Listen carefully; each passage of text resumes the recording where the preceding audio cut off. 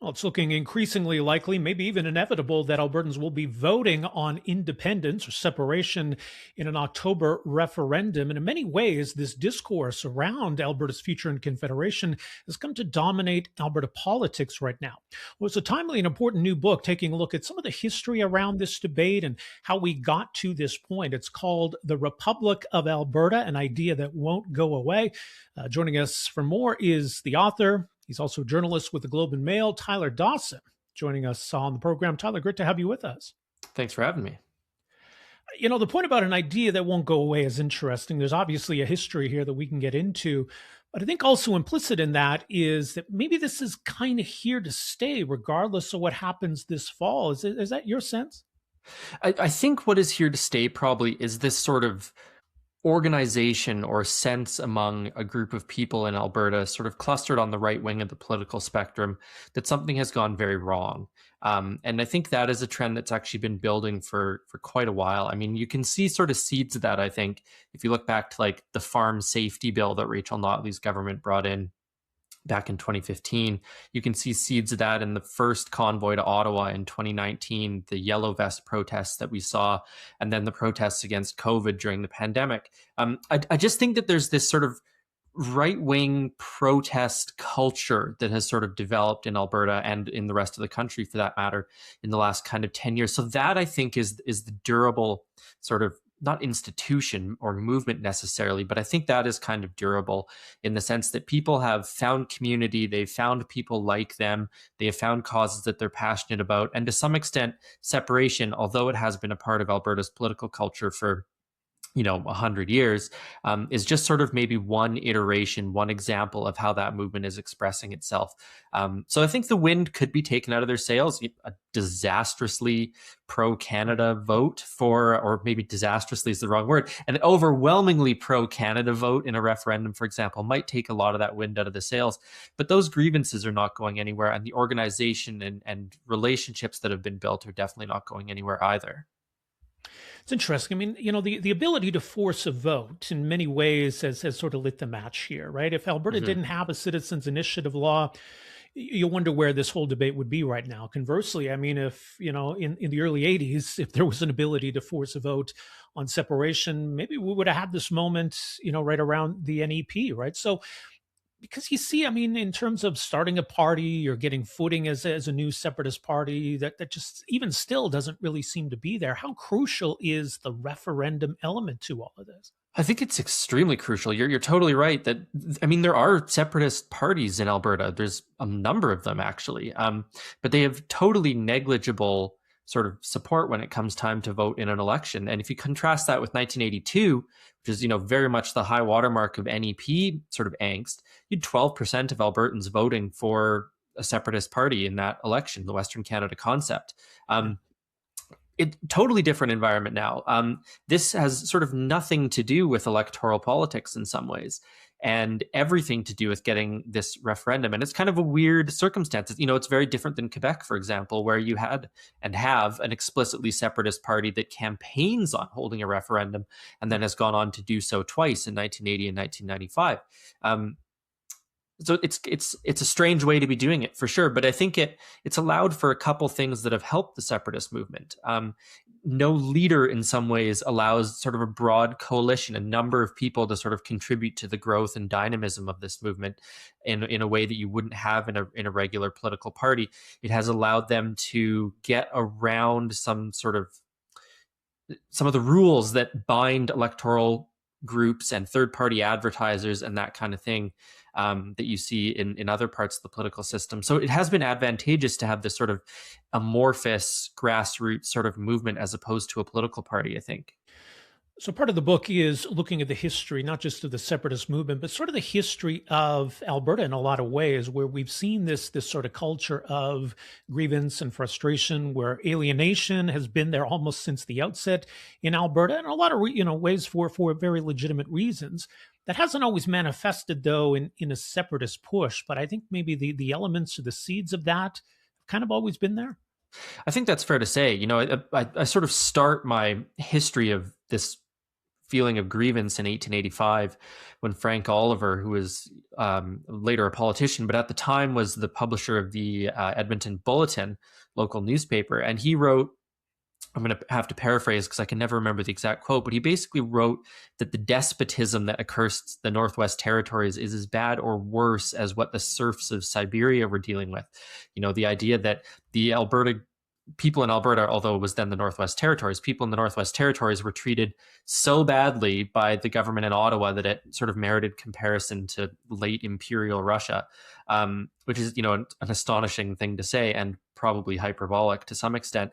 But that's, you know, that's really early on. And that sentiment is sort of essentially the same, that there's a faraway government in Ottawa dictating to the people of the West, not taking into account local concerns, running roughshod over those concerns, and sort of direction coming from faraway politicians who, you know, may or may not have ever set foot, you know, in the area. That sentiment was very much present even before Alberta and Saskatchewan became provinces. It continued after the provinces were sort of formed in 1905, and it exists in some ways like a remarkably similar form today. You know, there's stuff that was written around 1904, 1905 in the Calgary Herald that I've got in the book that would, like, you know, you could transplant those statements into something that even Jason Kenney or Premier Danielle Smith might have said in the last year or two, let alone, you know, stuff that the separatists might be saying. And I mean, obviously, all of that predates oil by several decades. So there are issues that go beyond the energy sector, but clearly that has become a focal point really over the last, arguably, 50, 60 years for sure. Yeah, and it you know, the last kind of high watermark of Alberta alienation and separatist sentiment was sort of 2018-19. And that was a time when it was really clearly tied to the energy sector. You know, this was the time that you had Bill C-69, which Jason Kenney called the No More Pipelines Bill. You had Bill C-48, which is the tanker ban off the BC coast. This engendered a whole ton of anger and outrage in Alberta and was very, very clearly tied, I think, to the energy sector. It still is, you know, certainly the prosperity of Alberta and the sense that Ottawa is sort of tamping down on provincial prosperity is, you know, a huge component of what sort of motivates separatists, and, you know, both on the leadership side and on the sort of more grassroots supporter side. But that's not all it is. You know, there's cultural grievances over, you know, things like immigration. There's, you know, the COVID was a major motivating factor for many, many people. This idea of freedom from, you know, whatever, whether that's vaccines or stay-at-home orders or government mandates in general. There are political considerations. You know, people in Alberta often tend to not like the Liberals. That is, you know, a guy named Trudeau became prime minister in 2015 and went on to have a bunch of political decisions that angered people in Alberta. So there's more to it than just oil and gas, I think, but there's no doubt that the energy sector and the sort of state of the energy sector plays a pretty significant role in this. Because I think for the rest of the country to understand this, right? I mean, you know, in a lot of ways, Alberta is seen as the wealthy province, and why it's the province that is the wealthiest or that has thrived the most, also, you know, the most unhappy or frustrated or angry. Because the oil sector, the energy sector has done well in Canada. It's one of the reasons, obviously, why Alberta has done so well. I mean, part of it is, and this goes back, you know, to some of this history, you talk about the feeling that we don't matter or what we want is different than what the rest of the country wants. And it's the latter that carries the day. We're taken for granted, all of these other factors. How would you sum up or explain it maybe to somebody in Eastern Canada, you know, what this grievance or this frustration represents? I think it's a couple things that are sort of two sides of a coin. And the first one, I think, is the sense that imagine how much better off we would be if we didn't have a government in Ottawa that was sort of deliberately taking swipes at our hamstrings constantly. I think that was very much the sentiment in sort of 2018, 2019, and I do think it exists now. So there's the sense that things would be that much better if Ottawa kind of got out of the way. And I do think there's also the sense that people feel like their standard of living, quality of life has eroded in the last decade, even if, you know, sort of the sort of macroeconomic indicators are trending in a different direction. Like the really good example of that is I think last year or maybe the year before, Alberta had produced sort of a record amount of oil, the most that, you know, had ever been produced. But I think there's probably fewer people employed in the oil and gas sector than there was sort of 2013, 2012, when you had these huge sort of expansion projects and lots of people. And, like I graduated high school in 2007, and it seemed like you could walk out of, the door of your high school and into $150,000 a year job carrying buckets or swinging a hammer or whatever on an oil sands expansion project. And the industry is not really like that anymore.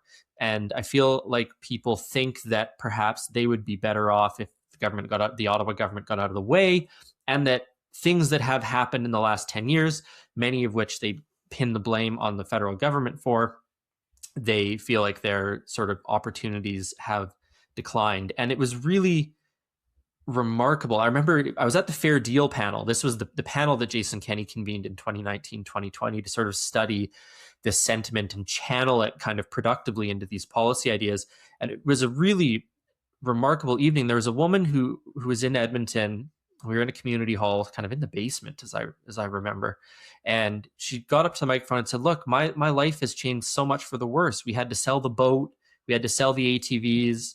We had to sell the trucks. All we have left is sort of our home and our vehicles and stuff like that." And it was remarkable, right? Because how many people in this country have a boat and ATVs and a couple of huge trucks? But it seemed like she really felt that deeply, that she had to give up these possessions and these things that she had experienced and had and perhaps taken for granted. And sort of the cynic in you is like, well, get a grip, lady. Like you've got your house, you've got your health. What are you griping about? But this was a really clear example of someone who felt like her standard of living had declined precipitously sort of in the last few years. And she really felt that deeply. And there are people I talked to for the book as well who sort of said, look, I look at my paycheck every couple of weeks and I look at the amount of taxes that go to the federal government. And then I look at the other side of the ledger. I look at my grocery bills and my rent. And I just think, gosh, how much better off might I be if I didn't have to pay federal tax? So I think that is all that was a really long-winded way of attempting to answer a question that I don't know if I totally got around to doing it. Well, and it speaks to the appeal right now, because it's not just about, a conservative backlash against, perceived liberal government or woke Canada, these kinds of things. So it's not just about creating a right-wing utopia. It's also this notion that, that we could have almost like unfettered prosperity. Mm-hmm. And when you're selling the hypothetical, it's easy to promise the moon, right? That everything's going to be wonderful. We're going to thrive. We're all going to be rich. But just with everything going on, all this economic angst and uncertainty, that's got a lot of appeal right now. I think so. And that's certainly the sort of sales pitch that the leadership, insofar as there is like a defined leadership of the separatist movement, is making. And it's an alluring pitch. I mean, it was really one of the things that I have in the book is Keith Wilson, a lawyer out here who's a separatist sort of activist as well. And one of the more articulate sort of mainstream, I guess you might say, sort of supporters, proponents, I guess is the word of this idea. And he was talking about the teacher strike, which last fall kept students out of classrooms for, what was it, like 4 weeks or something like that. And he said, look, any teacher who wants more money and more time off and better working conditions should be an Alberta separatist, because imagine we will be so rich in an independent Alberta that there will never be contract negotiations. We'll just have the money to make everybody who's working for the government on the public dime a wealthy person and pay them what they want, kind of thing. So this is very much a component of what they're selling. And there's sort of interestingly one exception to that, and that's Cam Davies, who's the leader of the Republican Party of Alberta. And I asked him about this. It's in the book, and he kind of said, look, unlike some of the other people, I don't pitch sunshine and roses immediately. Do I think this will be worth it in 10, 20, 100 years? Absolutely. But he doesn't think it'll be easy and that Alberta will be super prosperous right off the bat, which is frankly probably a more realistic assessment of what would happen. It's interesting, though, that it resonates now because, we've had downturns over the last few decades and separatists who at least were still there would have been making the same arguments at the time. But it's interesting, this period where the movement kind of goes very moribund, right? Very quiet. You have this burst in the 80s where the Western Canada concept actually wins a by-election, holds a seat in the legislature briefly. And then this movement kind of goes away in a lot of ways. Now, part of that is the rise of the Reform Party. Ultimately, I think, Stephen Harper's ascension, as you note in the book, played a big role. What do we make of where this movement or where this idea was at sort of through the 90s and into the 2000s? Yeah, I mean, I think moribund is the word. It basically doesn't exist. There's not a lot of evidence that it exists anyways, or has any sort of influence. In 1982, there's the by-election that Gordon Kessler wins and becomes the one and only elected separatist ever, elected on a separatist platform anyways. And in the 1982 general election, 2 months later, he loses his seat, but the Western Canada concept gets 10% of the popular vote. Fast forward a few years, 1986, the election, I believe the Western Canada Concept and the Confederation of Regions Party, they get less than 1% of the vote for sure. Yeah. They totally go away in a matter of a couple years, and they really never recover from that. And you have the Reform Party that channels, I think, as you mentioned, a lot of the grievance in sort of a more productive fashion, you might say. But you do have this sense of alienation that doesn't really go away. And you've got in 2001, you've got the firewall letter written by Stephen Harper and a bunch of other conservative thinkers that proposes, building firewalls around Alberta to protect it from the depredations of an overbearing government in Ottawa. So you do have some of that sentiment that informs the separatist movement does still exist in those years. And actually, around the exact same time as the firewall letter comes out, you do have the foundation of the Alberta Independence Party in Red Deer. But it never really goes anywhere. You just don't have the fuel for the fire, even through the 1990s, when you have sort of 3 or 4 maybe consecutive Liberal majority governments in Ottawa. And then it pretty much goes away completely during the Harper years. So there is sort of this weird leg. And it's not like there were things that Albertans weren't mad about in the 1990s and early 2000s either. That's the thing that I find kind of interesting about it. You had the long gun registry, you had the Kyoto Accords, you had these really nasty fights between Ottawa and Alberta over sort of funding of healthcare and stuff like that. But you just don't see a separatist movement. So something does change sort of post 2015 to give this movement life that it certainly hasn't had since the 1980s, and perhaps more life than it's ever had. Well, maybe part of it, I mean, there's this rise of populism that we see around the time with Donald Trump and Brexit, and maybe this is one of the manifestations of it. I do think you mentioned the convoy movement earlier, which is a really interesting factor. I don't know what the debate today would look like if we hadn't gone through the pandemic, but that's had a big role. I mean, you look at the people who were involved in taking out Jason Kenney as UCP leader. You look at the people involved in organizing and supporting the convoy. See a lot of those same figures in the Alberta separatist movement, and this idea that we need much more upheaval in politics, and we're not just going to do things the traditional route, that it's almost much more revolutionary in a way. That seems to be a big driving force behind this movement now. Yeah, I certainly talked to people who had never really thought that much about politics, who never really cared that much about it until the pandemic. And they, Jeff Rath is a really good example. He's one of the main leadership guys in the separatist movement. And he really came to this by way of the Freedom Convoy and COVID-19 and protests against church closures and vaccine mandates and all that kind of stuff. It was, it animated a whole group of people, I think, who were perhaps not super involved in politics beforehand, or convinced people that something was, dreadfully wrong with the country and something needed to be done about it. I think that it sort of opened the eyes of a lot of people, for better or worse. And it also created, as I sort of mentioned off the top, this sense of community and organization that has persisted still. So I think you're totally right. I don't know. I mean, because we had this in 2018, 2019, we had the Wexit movement, we had the birth of the Maverick Party, we had all this talk about sort of Alberta's place within Confederation and these rumblings of separatism. And you have some, I think, pretty solid evidence, actually, that the anger in Alberta was higher in 2019 than it is now. I mean, there's a really good Environics poll. It's a couple of years old now, from 2023. And it found that 71% of Albertans in 2019 said that their province was disrespected by the rest of the country. That's a huge number of people that believe that. And by 2023, that number had come down to about 56%. And I suspect that's similar to where we're at now. So I think you probably had even more anger in 2018, 2019, but nothing ever happened. You never had a real influential separatist movement emerge. And part of that is the simple fact that you didn't have a Citizens Initiative Act back then. It would have been much harder to do the referendum thing prior to 2021. So I think that's a big factor. But something does change between 2019 and 2020, 2024, 2025, something big does change in Alberta political culture there that allows for this to come back in a very powerful kind of way. Well, Jason Kenney's departure opens the door to Danielle Smith, and she's a key figure in this conversation too, both in terms of, what she tapped into as a leadership candidate, who she brought in. I mean, Rob Anderson, former MLA, he's a key figure in her government, in her office. A very close confidant of Danielle Smith. I mean, he was with the Alberta Prosperity Project in the past. So there's that influence as well. I remember, she ran on this Sovereignty Act, which was not quite a separatist manifesto, but really something in its own way, kind of revolutionary, I guess. So let's talk about the impact of Danielle Smith.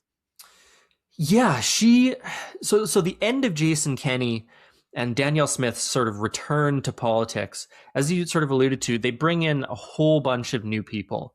And it's partly the organizing that goes into the end of Jason Kenney and partly the way that Danielle Smith returns to politics.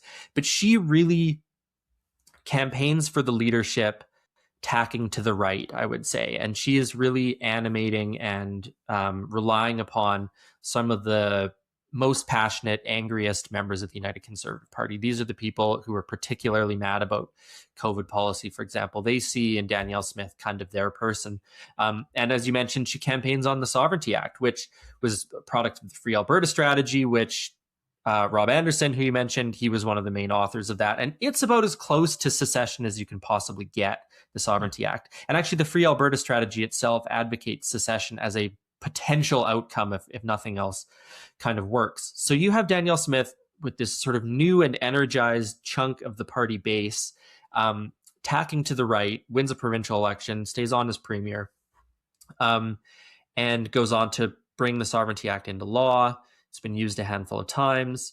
And she continues sort of this theme of anti-Ottawa talk that Jason Kenney, I was about to say pioneered, but that's not remotely correct, that Jason Kenney had done before her. So that part of it's nothing new, but a couple things are new. And the first one is that she has shown, I think, a tolerance for the separatist movement that Jason Kenney certainly did not.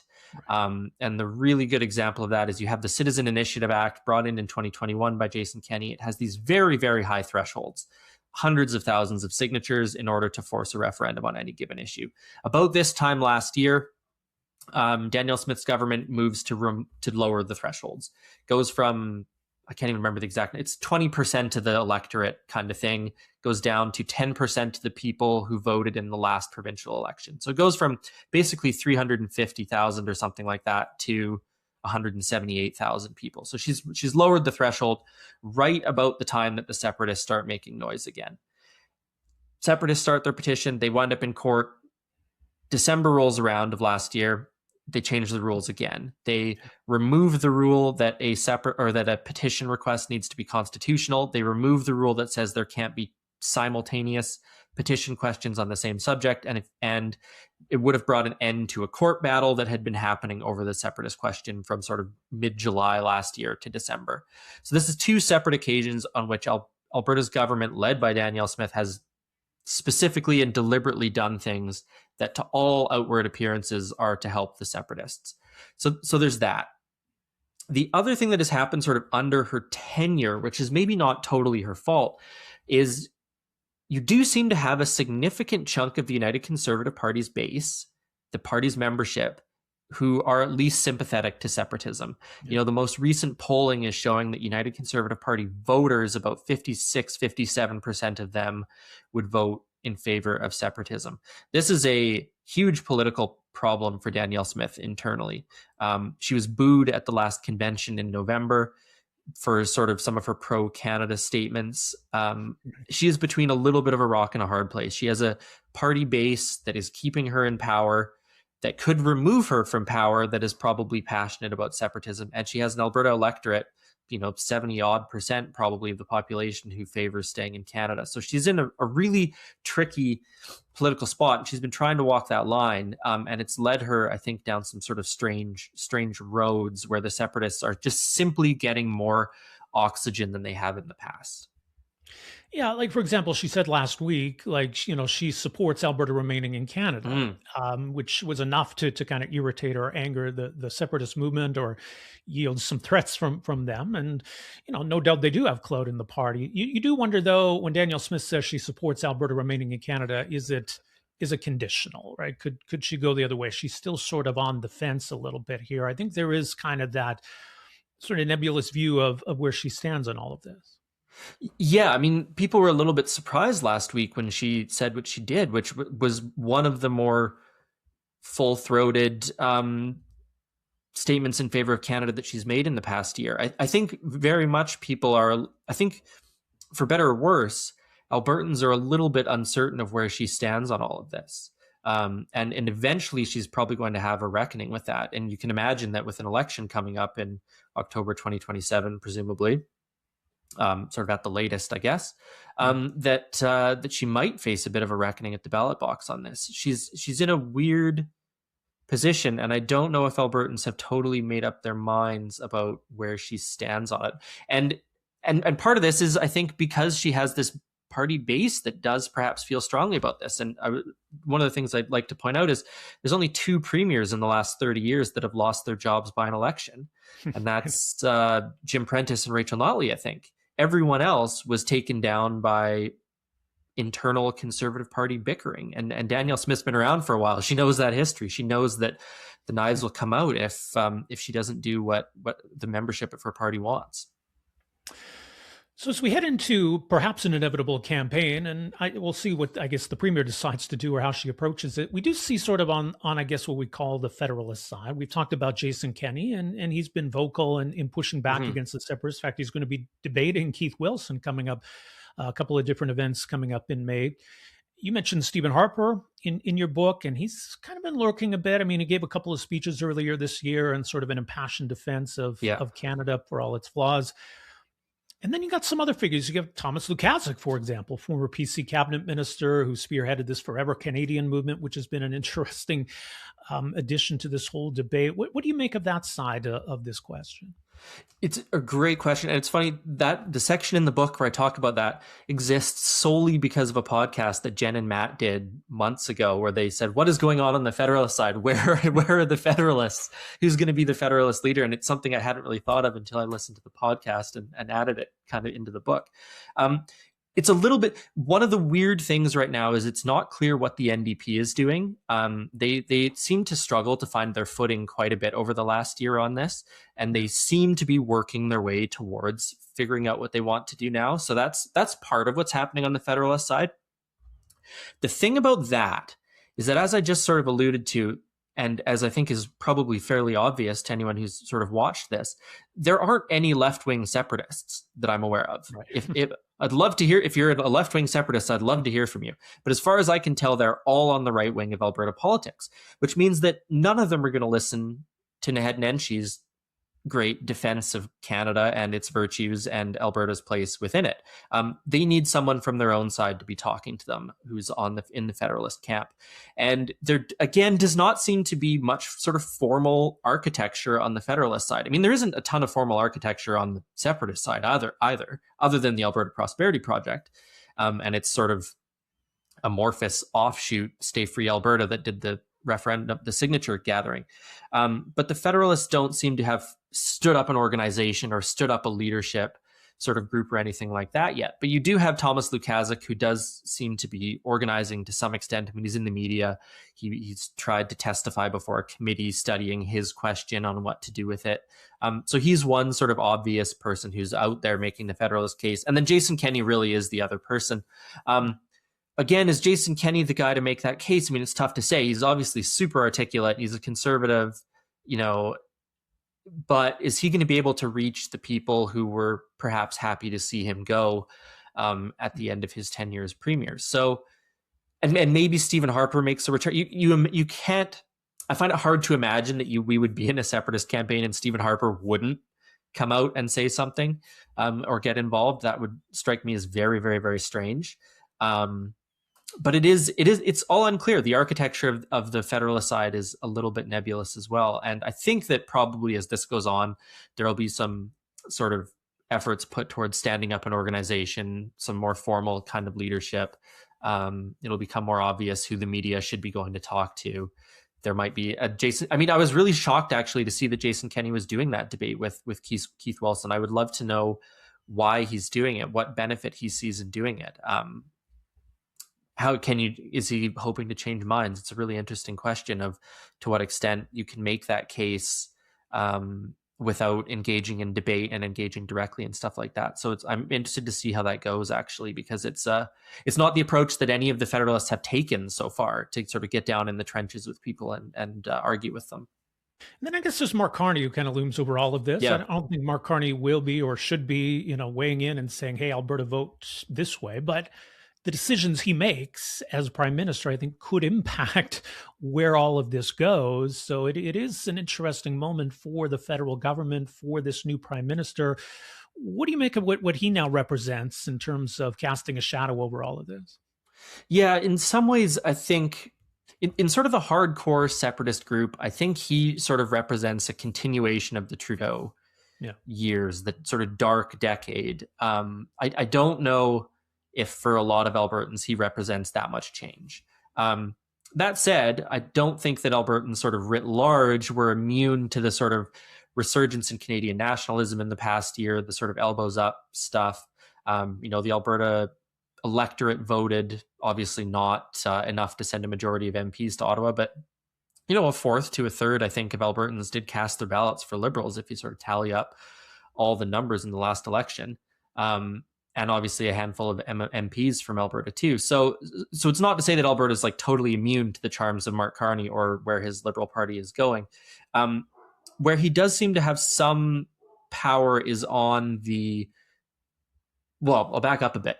About a year ago, Danielle Smith starts talking about the 9 bad laws, saying these are things that need to go in order to begin repairing the relationship between Alberta and Ottawa. She also kind of hints that the removal of these 9 bad laws, plus the memorandum of understanding that was signed last year, plus a new pipeline, if all these things happen, the separatist movement's going to die off, is kind of the case that she made to the public and to Mark Carney.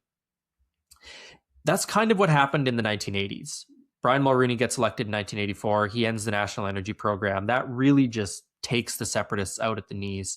Even though Brian Mulroney did things that angered Westerners, like the classic example is the CF-18 maintenance contract going to Bombardier instead of Bristol Aerospace in Winnipeg. That takes the wind totally out of the sails of the separatists. And Danielle Smith sort of made the case that if Mark Carney did X, Y, Z, the same thing would happen this time around. And she has sort of won on almost every front on those 9 bad laws. The other half of that equation, the neutering of the separatist movement, does not seem to have emerged. So it does raise a question, and I don't know what the answer is exactly, of is there anything that Mark Carney can really do to sort of take some of the steam out of the movement? And I think for the hardcore supporters, the 10-15% maybe of Albertans who believe in this, no. But the other 15%, I think, are probably more reachable in terms of policy progress. If you start to see some sort of genuine economic growth, the emergence of new economic opportunities, some movement on the affordability file. I mean, these are all things that in sort of that frustrated Federalist camp who are angry at Ottawa but don't necessarily want to separate, or who are like sort of casual separatists, maybe they're going to vote for separation to send a message to Ottawa. Yeah. Those people might be reachable by some of those policy levers. Well, you mentioned those soft separatists, and just getting back then to the question of where we're at and where this is all headed. So Janet Brown, a respected Alberta pollster this week, she says the numbers haven't really changed over the last year, and it's close to 70% in favor of remaining in Canada, just under 30% support for separation. And so it's kind of an interesting dynamic. Like a 70-30 result in a referendum is pretty conclusive, but not enough, I think, to end the debate. I think if separatists can get close to 40%, that really entrenches them in a lot of ways as a movement. And I think when there's a perception that it's not close, maybe Federalists think it's safe to stay home. Maybe people think it's safe to register a protest vote. Like we're sort of in this area where you've got those factors creeping in too. What do you make of those numbers and what it portends for a referendum? Yeah, a couple things on that. The first thing I would mention is the detail that I found extremely interesting in Janet Brown's polling was that people who make more than $150,000 a year, but who struggle to pay the bills, represented sort of, I think it was a plurality of separatist supporters, which is just really remarkable. I don't know what mental image people have of a typical separatist in Alberta, but I'm not sure that it's someone who makes over $150,000. It's a total aside, but I found that number absolutely fascinating and haven't quite puzzled out what I think of it yet. You raise a really good point on the protest vote. And a week or two ago, Polaris Strategies had some polling out, and they asked people about that specifically, how many people would vote to separate as a protest vote. And their polling showed about, I think 42% of Albertans would vote to leave Canada, some chunk of them, 12% or something like that, explicitly as a protest vote. A 68, well, no, that math's not right. What would that math be? 58, 30, 42? I'm terrible at math, Rob. Anyways, that takes your 70-30 margin and squeezes it down to 58, whatever, 58, 42. That squeezes your margin quite a bit. And that is not at all a conclusive result, I think. That is a very, very frightening circumstance. So I think people, and one of the things I try and do in the book is take the separatists seriously, sort of in an old school reporter fashion. I try to talk to them and represent their views accurately and honestly, and in hopes that the Federalists out there, the people that think this is a stupid movement, will come away understanding what separatists think and understanding their fellow Albertans a little bit better. Because I do think that there are people who dismiss this as just nonsense, far-right conspiracy theory, just a bunch of agitators, people who don't have jobs are able to go protest, yada, yada, yada. But 30% is a lot of people. That is a lot of people. Even the hardcore group of 8% is sort of what Angus Reid Institute polling found. Ipsos, I think, had it at about 15% of the really hardcore group would vote to separate, whatever the consequences are. We're talking about a lot of people, not necessarily a majority, but a lot of people. And I think you're totally right that there could be a situation where people are not that concerned about this and don't come out to vote in the referendum or register a protest vote to stick it to Ottawa in some fashion. And then we end up in a potentially kind of ugly circumstance for the people that are, in favor of a continued, united, C to C to C coherent Canada. Just quickly, too, the Trump factor is interesting. Yeah. The temptation, I guess, the American president to meddle in all of this, but kind of the political albatross he represents in this country, where if he's on one side that, that's going to motivate Canadians to the other, what impact do you think he will or could have here? Yeah, I mean, I think there's a couple things going on that. The first is Trump himself. It's very easy to imagine a circumstance in which he says something, and I think probably that does not help the separatist cause, because people are going to see that as some sort of threat for the Alberta to join the United States in some fashion, which pulls very, very badly. I mean, the question hasn't actually been asked recently, but it pulls very, very badly, like 10% of Albertans around there. Albertans don't want to join the US. Even the people that want to separate from Canada, they don't necessarily want to join the US. So I think it would in some ways be a boon to the Federalist cause if Donald Trump got involved in some fashion. The riskier circumstance, which isn't about Trump specifically, but is more generally about foreign interference.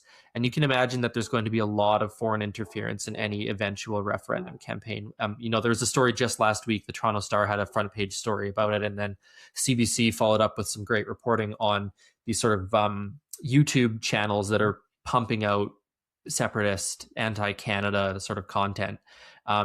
And, perfect example of foreign interference, the stuff's being developed. And I think CBC traced it to the Netherlands, is what their story kind of figured out in the end. You can imagine there's going to be a lot of foreign interference, foreign politicians weighing in, foreign influencers getting involved, all that kind of stuff. And it's going to make for a pretty icky campaign, I think, where people won't know where information is coming from. There'll be a lot of noise out there, and both sides, frankly, are going to have to try and kind of cut through it. But it's hard to imagine the foreign interference being pro-federalist. I don't know. There's no sort of who are the beneficial state actors that are going to put a bunch of money into pro-Canada, anti-separatist content, No, exactly. Well, it's going Maybe to be the an British, maybe interesting the king month. will get involved and people will really like that. I don't Who know. knows? Maybe. Well, the book is a great primer for all of this. A very timely release. It's called The Republic of Alberta, An Idea That Won't Go Away. It's available now. Tyler Dawson, congrats on the book, and thanks for the conversation here. Appreciate it. Thanks for having me. It was a pleasure being here. All right. Once again, that was Tyler Dawson. He's a journalist at the Globe and Mail. And check out his new book. It's called The Republic of Alberta, An Idea That Won't Go Away. And clearly this idea isn't going away. This debate isn't going away. I mean, whether we get a referendum in the fall, I think still remains to be seen. But obviously this issue, this debate is and will remain front and center in Alberta.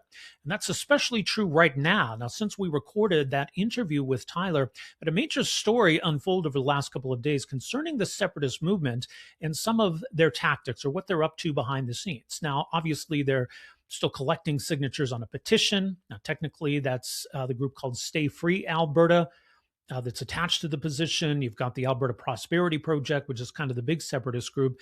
And apparently there's some other players. Now, there's the Republican Party of Alberta. We know of them. They're a registered political party. And now there's another group that we're learning about called the Centurion Project. Now, the reason all of this is in the news because of a pretty major story that's unfolding here in Alberta concerning the list of electors or the voters list. Now, this is basically the database that Elections Alberta has of everybody who's eligible to vote in Alberta. So we're talking about nearly 3 million names.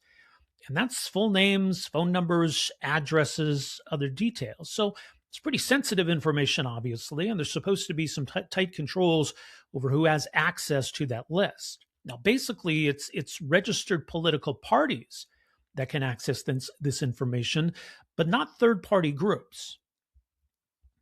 So it was the group Forever Canadian, which is on the Federalist side. That's Thomas Lukaszuk, and we've spoken with him before. They called attention to this a few days ago. The idea that one of these groups had somehow got access to this list of electors. Now, this concerns the Centurion Project and an app that they had developed. Now, the Centurion Project is headed up by someone named David Parker, who you might know as one of the organizers or the leaders of the group Take Back Alberta, which was instrumental in removing Jason Kenney from his position as leader of the UCP. So they had developed an app which was meant for their volunteers to use. Well, the concern here is that information, that data they were relying upon came from the voters list. And how would this organization, this group, have had access to that data? So the story came to light about this group potentially having had access to this data, that this data was built into their app that people could access. And a couple of reporters even talked about how they were able to access the app, basically sign up and be able to access the information. So some concern, again, around controls. So Elections Alberta, and usually they're pretty tight-lipped when they're investigating anything, but given the magnitude potentially of this story, they've had to come out and release some information. So they put out a few news releases this week, and basically here's what we know from their perspective or what they have disclosed publicly. That they are looking into what they are now calling the unauthorized use of the list of electors, and they're linking it to the Republican Party of Alberta. What's interesting here, and their news release talks about some security features that are used to try to protect this data. And apparently that includes the use of fake names. Elections Alberta puts certain fake names into the database, and that changes depending on to whom that information is being provided. So basically what it implies is that Elections Alberta and the information that the Republican Party had access to, that certain fake names had been placed into that database, that Elections Alberta was able to go and see, was this the specific database that this app was using? So as far as Elections Alberta is concerned, that's where this information comes from. Now they're trying to understand how it got then to this other organization.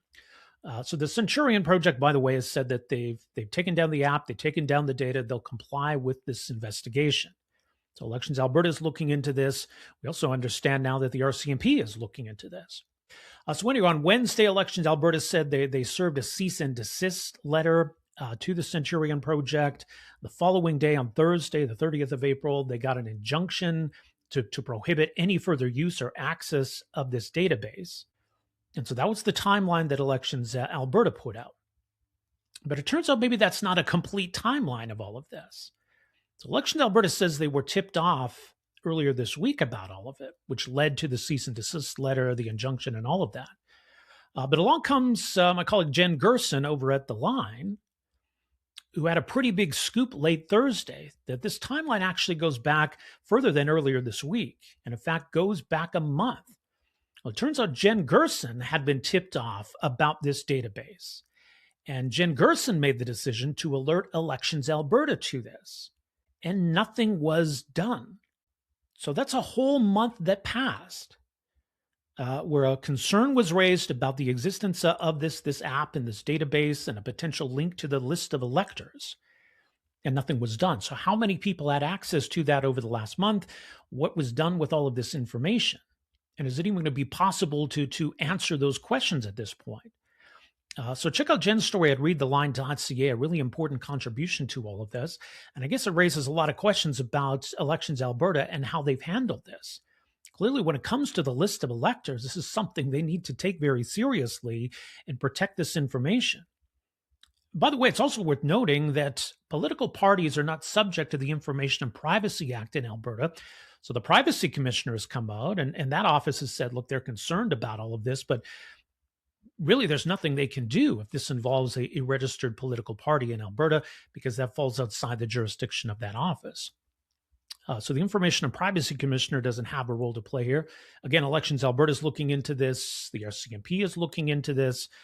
And we'll see what comes of all of this, if anything. Now, look, I don't know that it necessarily changes the debate in Alberta around these issues and around Alberta's future. I think maybe it is kind of a reminder, or perhaps you could argue a wake-up call. Look, on the separatist side, they are motivated, they are organized. They've got resources at their disposal. So don't be complacent and don't take this lightly. And I think that's an important point, regardless of this specific story. So again, that's just unfolded over the last couple of days here. We'll see where this all goes. And like I say, this debate, obviously, these larger issues aren't going away. Maybe that's a referendum this fall. I guess will remain to be seen. So I expect a lot more on this story to come out next week, but that's kind of where things stand right now. So did just want to update that story as it relates, of course, to the broader conversation around separatism. And appreciate, again, Tyler Dawson, his input on all of this. Again, check out his book. It's called The Republic of Alberta, an idea that won't go away. Much more at our website, robbreakenridge.ca. Thank you so much for joining us on this episode of the podcast. Have a great weekend. We'll talk to you next week. Take care. Hey, folks, thanks for watching and listening. You can find us at robbreakenridge.ca. Also, make sure you hit that subscribe button below and stay connected with The Rob Breakenridge Show.